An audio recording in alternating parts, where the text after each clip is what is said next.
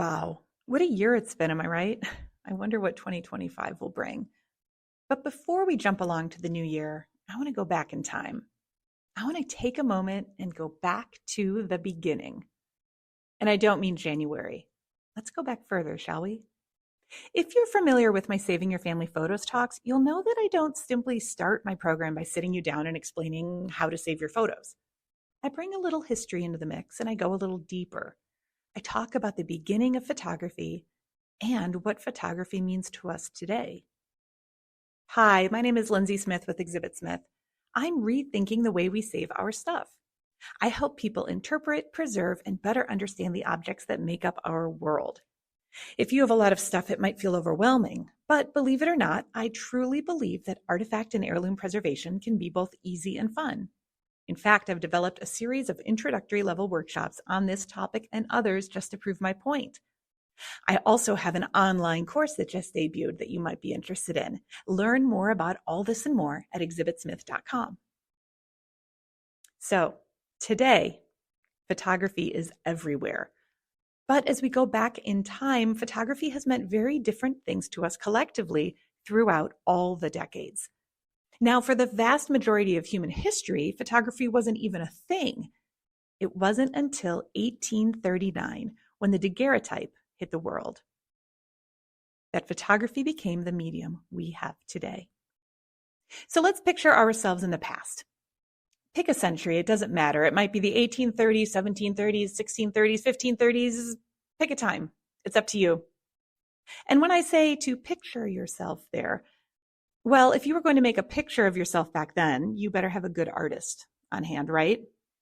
Because painting, drawing, sculpting, those were the only ways you could actually take a picture of yourself. And if you weren't a good artist or you didn't have the means to commission a portrait or sculpture, most people didn't, then you were out of luck. Those were the only pictures around. And the photorealism painting techniques of today were certainly not around. So even then, if you did commission a portrait, you never quite knew what you were going to end up with, right? If you moved away, if you lost a loved one, if you were just away from someone or something or somewhere, and you wanted to remember them, you had to look into your mind's eye to try to remember the likeness. And of course, there was no alternative. Out of sight, out of mind. That's just how it was. Now, the people in the past didn't know what they were missing because they didn't know to miss it, right? If your house burned down, there was no way to ever see it again. Your grandfather's face, the field where you played, you were a baby when you were a baby. There was no reminiscing in the photo albums there, right? It was only in your mind's eye. And even now, as we look at photos from decades past, not too long ago even, before we took photos every 3.5 minutes, you may still be trying to picture a loved one at a certain point in time or on a certain day when no photos were taken. And it can be hard. You think you have it right, but you can never be sure. Well, that's how things always were until, bam, 1839, when the daguerreotype came along.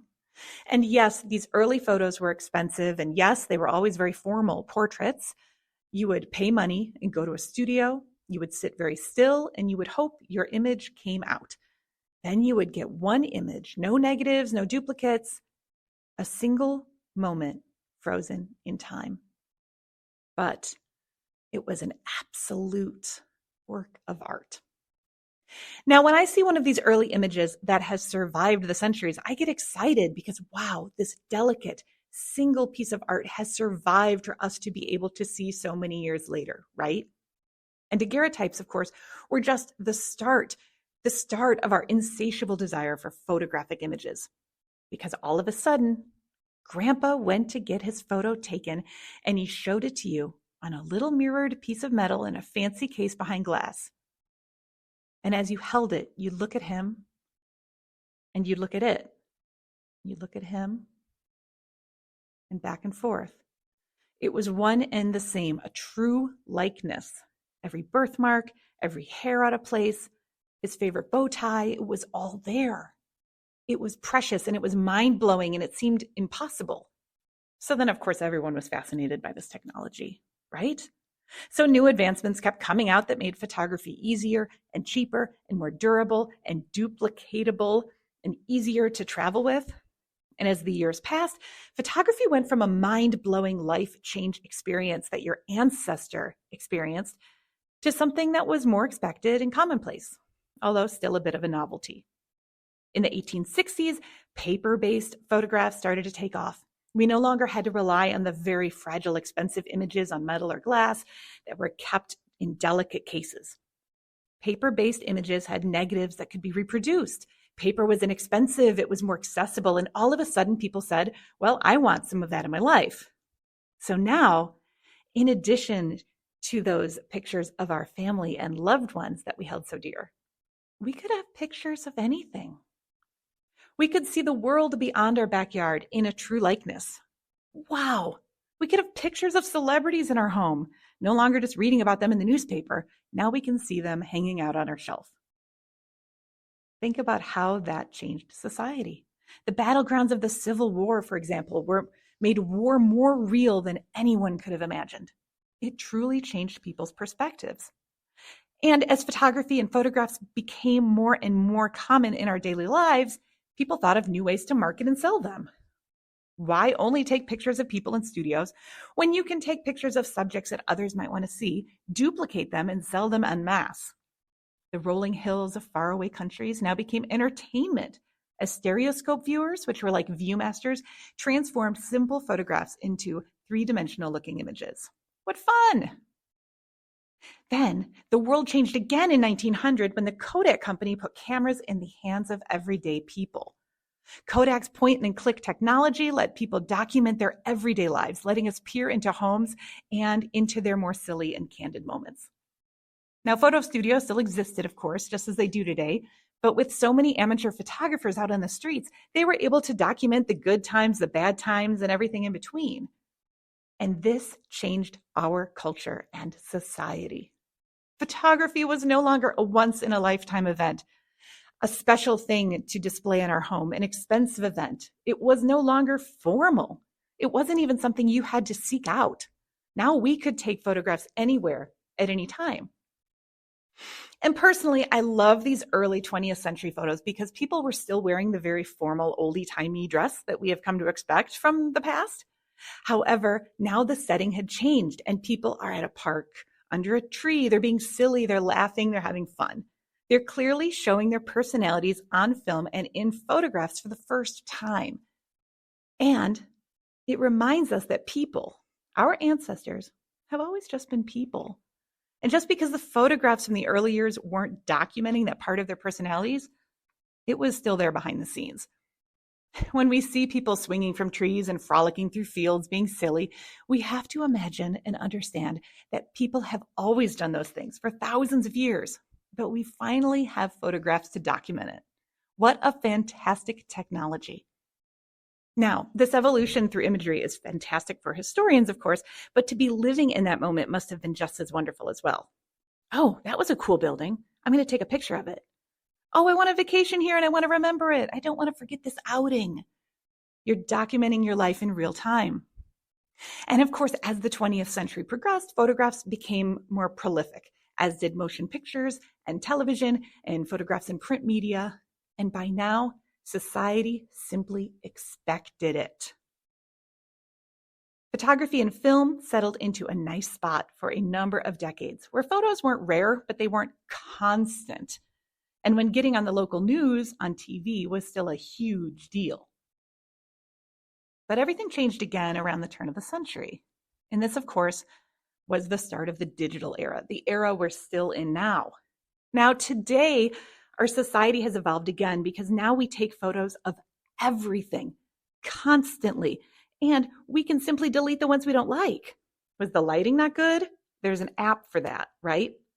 We started the digital photography era with digital cameras, but once smartphone cameras became the norm and cloud storage services made our lives easier, for better or worse, there was no stopping us. Nowadays, we don't have to be concerned about what we look like in a photo.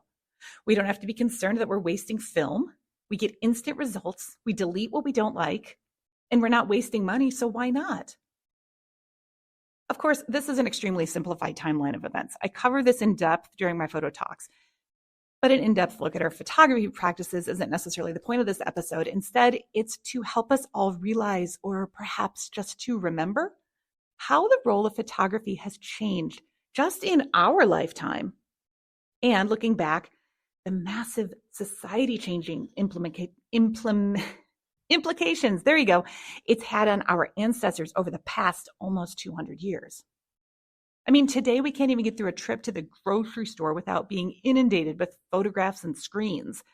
And most of us don't think anything of it. Whether we like it or not, we just expect it. It's part of us.